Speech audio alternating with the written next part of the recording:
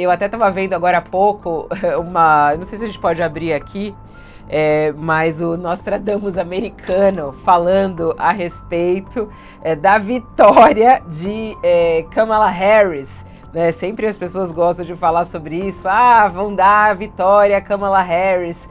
Essa história é muito interessante, falando justamente sobre a expectativa de uma vitória da Kamala Harris. Deixa eu agora que eu fiz o anúncio aqui, eu queria abrir essa notícia aí, falando que o Nostradamus americano crava a vitória de Kamala Harris. Está saindo muito agora nas redes sociais. É o historiador, o Alan Lichtman, que ele é conhecido como Nostradamus americano, e ele afirmou que a Kamala Harris será a próxima presidente dos Estados Unidos. Essa previsão é baseada em métodos de análise que, segundo ele, só deu errado uma vez em 40 anos. E o modelo chamado 13 chaves da Casa Branca analisa 13 fatores que podem ser favoráveis ou contrários aos candidatos republicanos e democratas. Vamos à vida real, Jamil. Bom dia para você, seja bem-vindo. Vamos à vida real. Como é que tá o clima aí? Quem deve se ganhar? Quem deve ser o novo presidente dos Estados Unidos? Olha, Fabiola, bom dia Josias, bom dia, Léo. Se eu soubesse essa resposta, eu sinceramente eu não estaria fazendo o que o Léo... Não estaria fazendo o que o Léo sugeriu no que se refere às apostas, mas obviamente eu estaria cravando em alguma manchete essa notícia.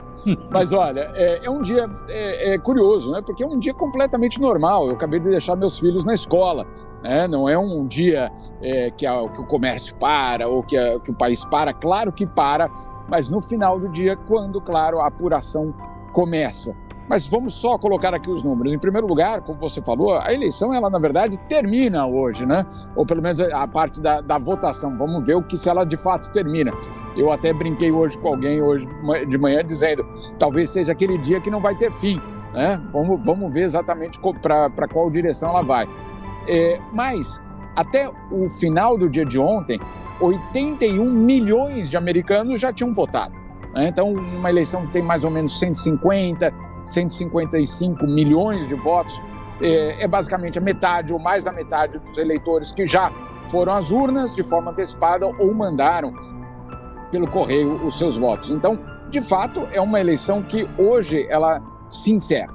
É uma eleição também, Fabiola, que ela, no fundo, é um sintoma muito evidente de uma crise profunda na democracia americana.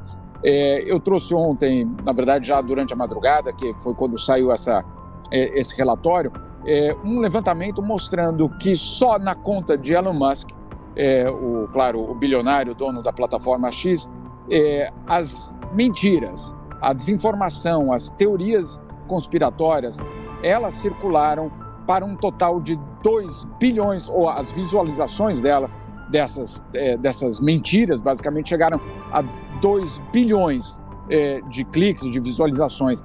É uma coisa absolutamente, eu diria, inquietante, né? Quando a gente sabe que só de uma conta, claro, de uma mega conta, que é de Elon Musk, nós tivemos aí um processo de hackeamento, no fundo, da própria democracia, quando tanta desinformação é circulada. Por exemplo, só para vocês terem uma ideia, para a gente colocar em números concretos aqui, só a suposta notícia, porque isso não é verdade, que os democratas estariam importando imigrantes para votar, olha só a teoria, importando imigrantes para votar, só isso teve uma audiência de 1 bilhão e 300 milhões, isso, claro, nas contas da plataforma X, que no fundo se transformou num epicentro da desinformação. Elon Musk, que, claro, participou nas últimas semanas de todos os comícios de Donald Trump. Por que eu estou trazendo esse dado?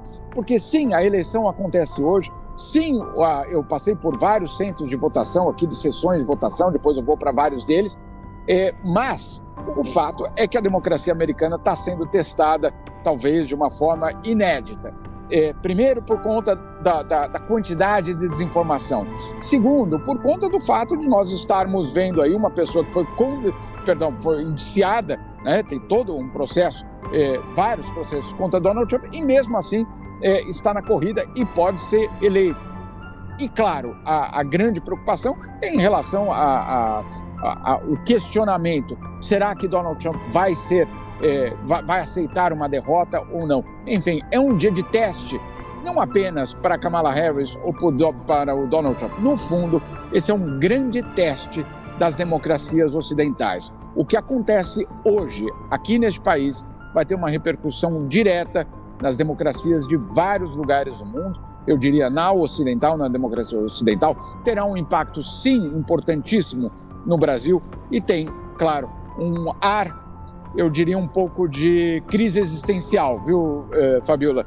Aquela crise de um país que, por décadas, foi uma hegemonia incontestada e que hoje se pergunta quem é que nós somos exatamente no mundo?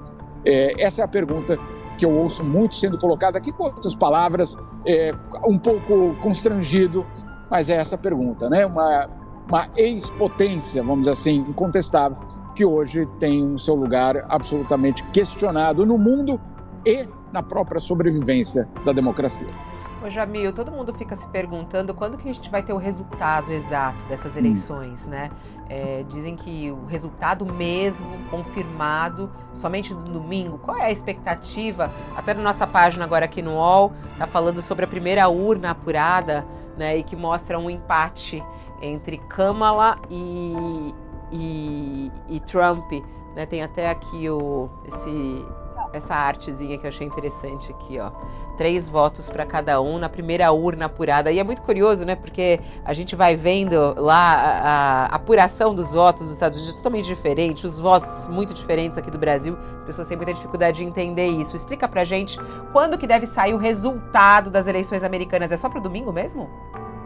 Olha, não, porque existem vários caminhos. Por exemplo, se nós tivermos uma surpresa e se o Nostradamus aí tiver certo, né, eventualmente nós podemos ter durante a madrugada algum tipo de resultado ou no começo da manhã de amanhã. Isso, claro, o que acontece, a Kamala Harris ou Donald Trump precisam chegar a 270 delegados, dos 500 e tantos, enfim, tem o cálculo exato. Chegando a 270 delegados, não há como reverter, não há como haver algum tipo de transformação no resultado. A questão é essa, quanto tempo vai levar para que alguns locais façam a apuração. Lembrando que em 2020, em alguns locais, como, se eu não me engano, a Geórgia, foram necessários 9 dias, né? 9 dias. Então, claro, já tinha sido definido e, portanto, não tem nenhum risco de que naquele momento o resultado tivesse modificado. Mas se o empate for absolutamente próximo ou provável, aí sim teremos de esperar vários dias. A projeção de domingo não é descabida não, viu, Fabiola? Eu vi de várias pessoas aqui que essa pode ser uma possibilidade. O grande medo dos democratas, isso tem sido falado já de uma forma muito clara, inclusive pela campanha da Kamala Harris, é que no meio da madrugada, entre hoje e amanhã, Donald Trump vá às redes sociais, à imprensa, etc., e decida declarar que ele venceu, né? Sem, claro, qualquer tipo de prova. Prova, a gente sabe muito bem, não faz parte da vida de Donald Trump. Me contaram uma história aqui essa semana, Fabiola, que eu queria só compartilhar com vocês, porque é muito reveladora do próprio estilo de Donald Trump que ele traz para a política. Olha só, quando ele construiu o Trump Tower, né, aqui em Manhattan, foi de fato um evento. O que ele queria, ele era uma pessoa daquele outro lado ali do Rio, ele era do Brooklyn, do Queens, e ele queria justamente colocar um pé em Manhattan. E ele vai, claro, com muito dinheiro do pai dele e com muita fraude cometida já em vários outros lugares, ele constrói então o prédio Trump Tower. Mas ele queria que o prédio fosse um dos mais altos de Nova York. Ele não tinha autorização, não conseguiu, etc. Tem toda uma história, mas ele decidiu que ele ia ter um número de andares mais alto do que os concorrentes. O que ele fez? Eliminou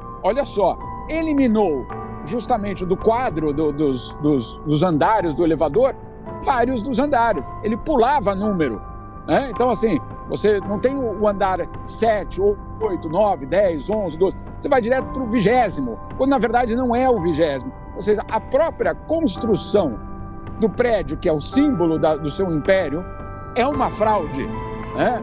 Até arquitetônica, eu diria.